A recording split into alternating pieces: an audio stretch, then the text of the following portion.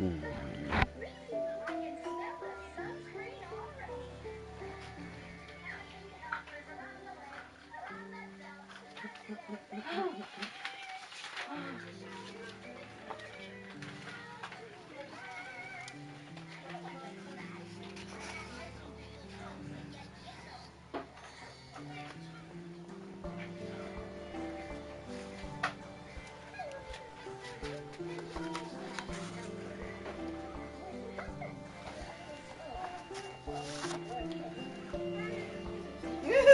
Can I steal like a paper or something? So can I steal a paper or something? Yeah. In the middle, you'll be making no noise at all.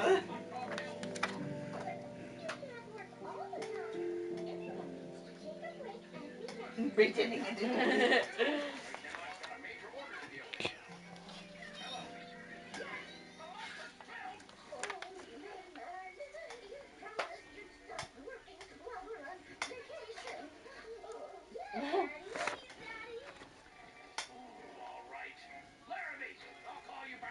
First sight.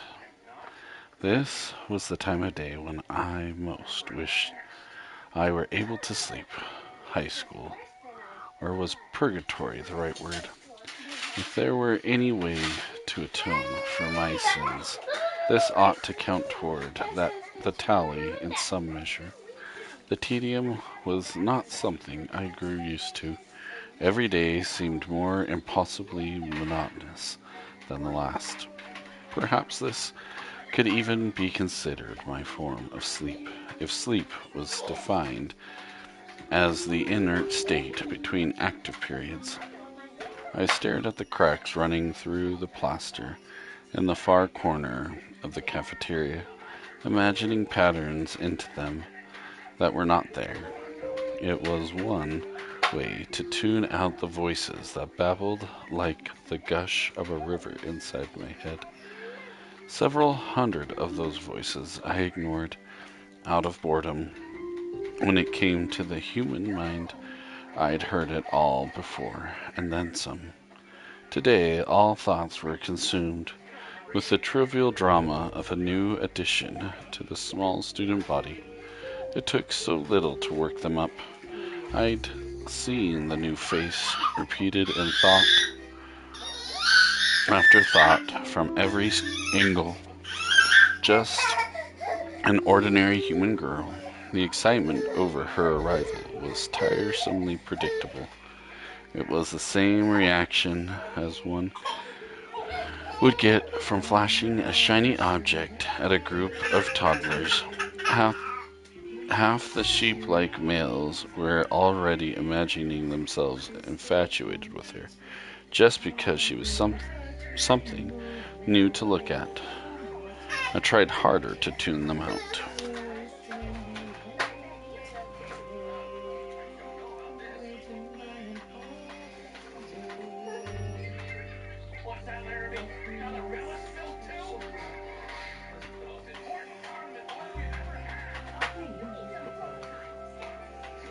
Oh, I can almost hit it.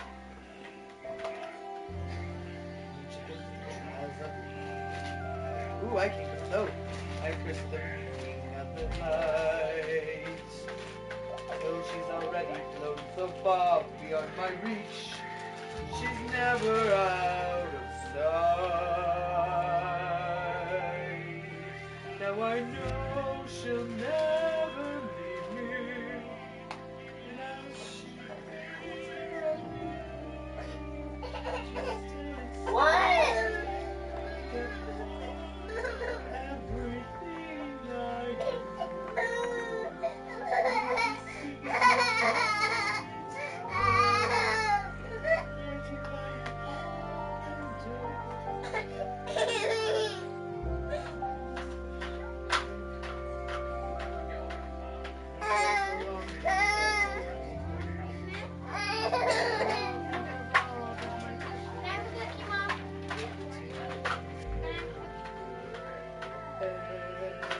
What did you eat?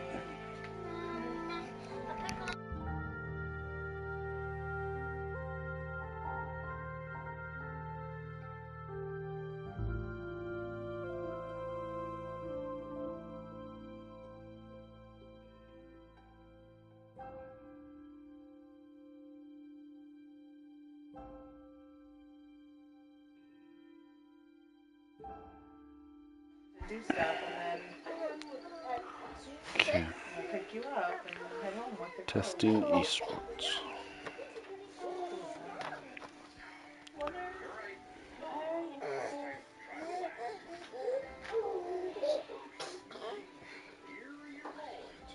Mama and Heather. Testing stuff.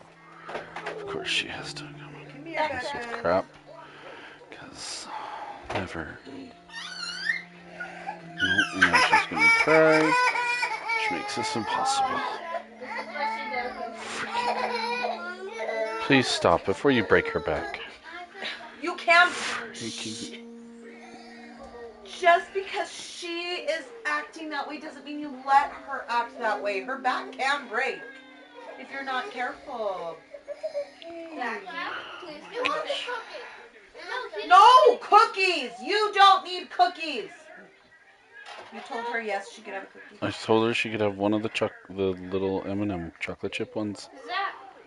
Zach didn't eat his dinner, so he doesn't Zach get a did not cookie. eat his dinner. So Zach, And he snitched plenty of bites of cookies today, so no. Sam, can we stop this? You guys need to go get jammies on. You need to brush teeth. We need to do reading. And we didn't even do our chore today, so turn it off, please. Don't look at me that way. What are you looking for? Love it. No, man, I tried to do stuff. Did it work? Or no? What? Was it working? I mean, I'm trying, but it's kind of hard to test my voice and reading. Does it pick up all the background? I don't know. I have yet to listen to see how much it picks up. But I'm trying to hope for, closer to normal, not people yelling at each other. But maybe that is the normal, so.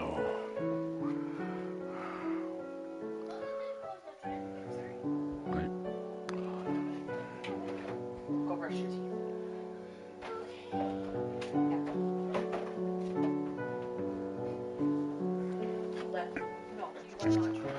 Only 4 voices did I block out of courtesy rather than distaste.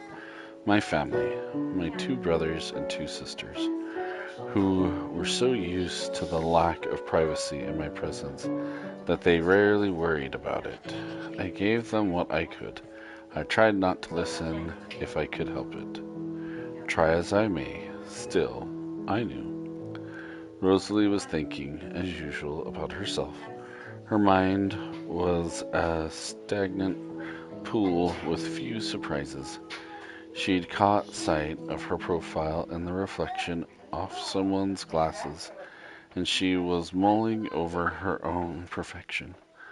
No one else's hair was closer to true gold.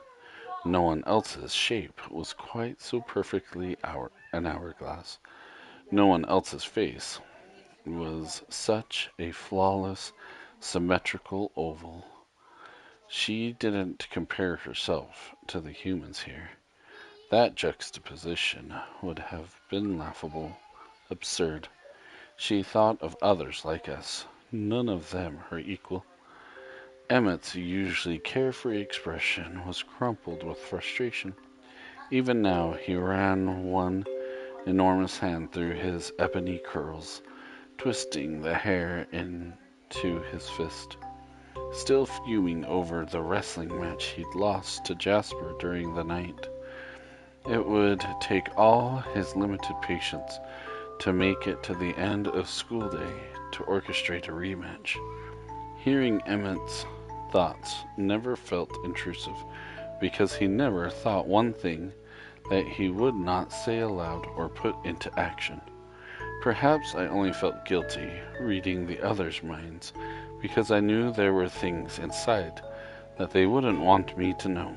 If Rosalie's mind was a stagnant pool, then Emmett's was a lake with no shadows, glass clear. And Jasper was suffering.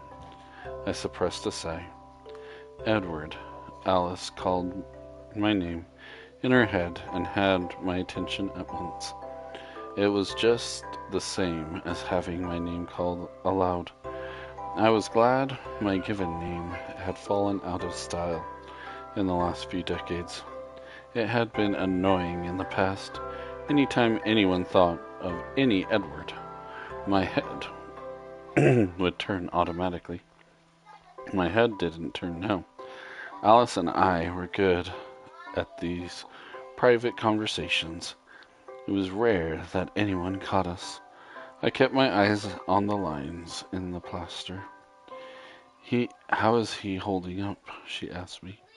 I frowned. Just a small change in the set of my mouth. Nothing that would tip the others off. I could easily be frowning out of boredom. Jasper had been still for too long. He wasn't performing human tics the way we all must. Constantly in motion so as to not stand out, like Emmett pulling at his hair, Rosalie crossing her legs, first one way, then the next, Alice tapping her toes against the linoleum, or me moving my head to stare at different patterns in the wall. Jasper looked paralyzed, his lean form ramrod straight, even his honey hair seeming not to react to the air wafting from the vents.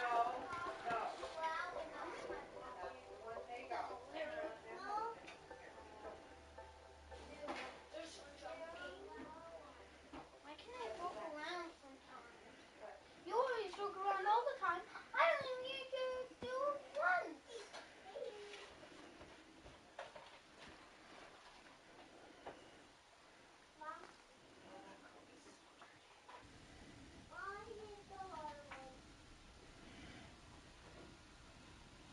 Jackie, come here, let's get your pencil. Alice's mental tone was alarmed now, and I saw in her mind that she was watching Jasper in her peripheral vision. Is there any danger? She searched ahead into the immediate future, skimming through visions of monotony for the source behind my frown.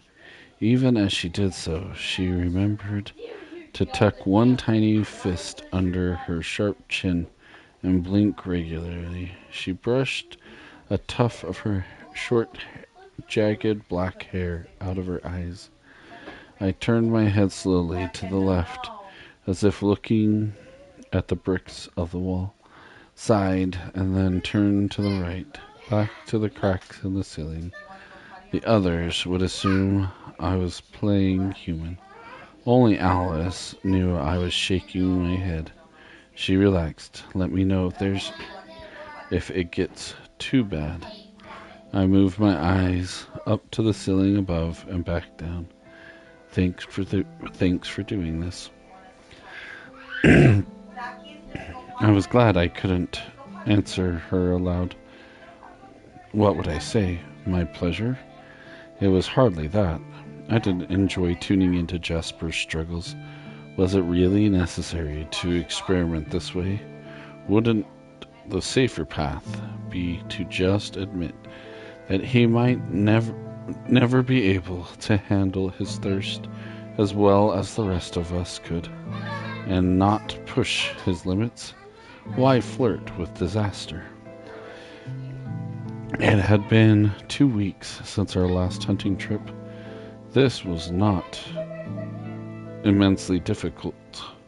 This was not an immensely difficult time span for the rest of us.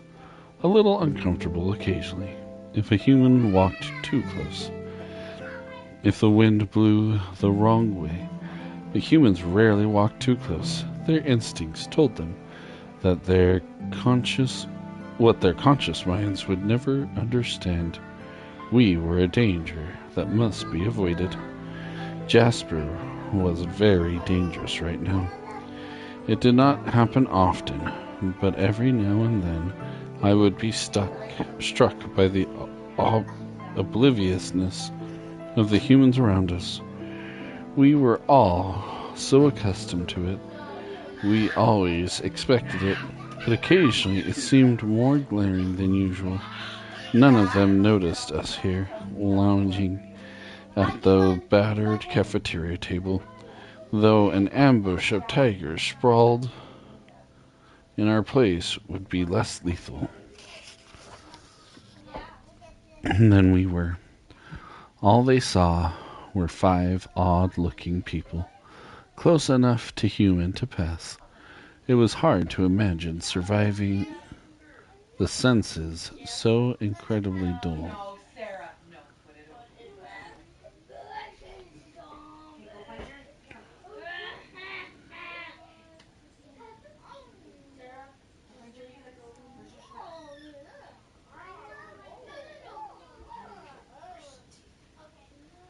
You want to help Zach?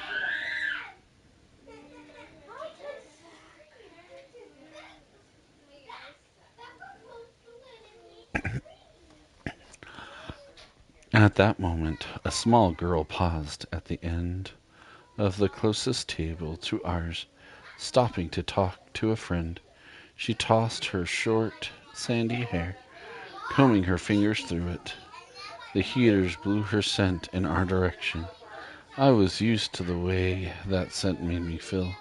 The dry ache in my throat, the hollow yearn in my stomach, the automatic tightening of my muscles, the excess flow of venom in my mouth. This was quite normal. Oops.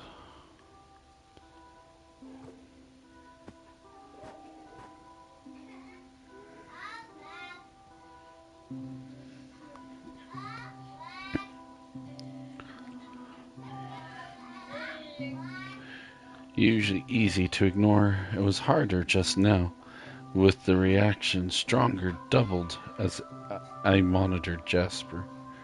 Jasper was letting his imaginations get away from him.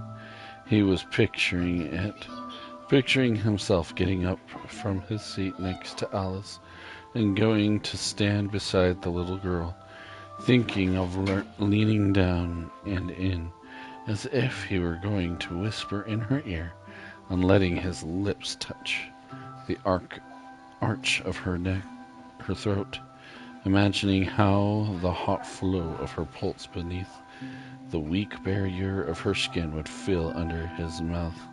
I kicked his chair. He met my gaze, his black eyes resentful for a second, and then looked down. I could hear shame and rebellion war in his head. "Sorry," Jasper muttered. I shrugged. "You weren't going to do anything," Alice murmured to him, soothing his mortification. I could see that. I fought back the frown that would give her lie away. We had to stick together, Alice and I. It wasn't easy, being the freaks among those who were already freaks. We protected each other's secrets. It helps a little if you think of them as people, Alice suggested, her high, musical voice racing too fast for human ears to understand, if any had been close enough to hear. Her name is Whitney. She has a baby sister she adores. Her mother invited Esme to that garden party. Do you remember?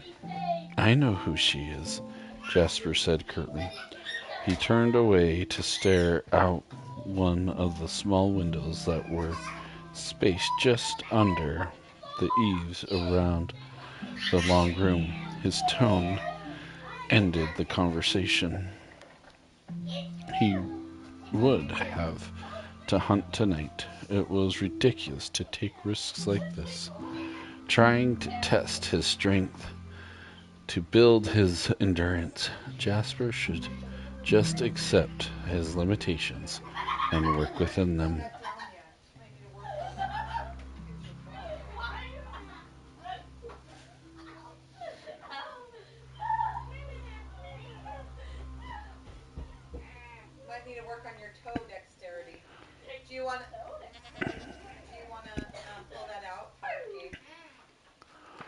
Alright, Becca, you are down with your I'm gonna let people listen to this, see what they think. Thank you.